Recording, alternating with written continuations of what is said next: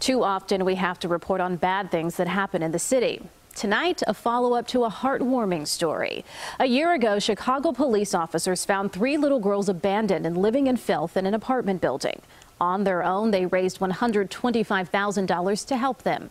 CBS 2's Susanna Song went back to their neighborhood to see what a difference a year makes in this original report.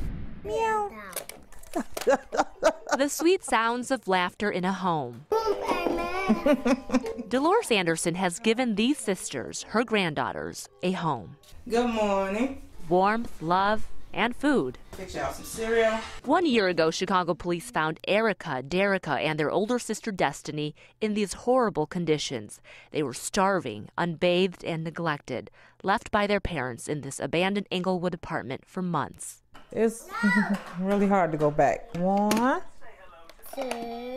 For the past year, Dolores has been home with the girls, still living off the funds raised on this GoFundMe page. Destiny was at school when we visited. It helped me a lot because I didn't have to worry about getting up, going to work, or leaving them with somebody. She is forever grateful for the Chicago police officers who reached out. Everybody that, donated to them, for money-wise, food-wise, clothes-wise.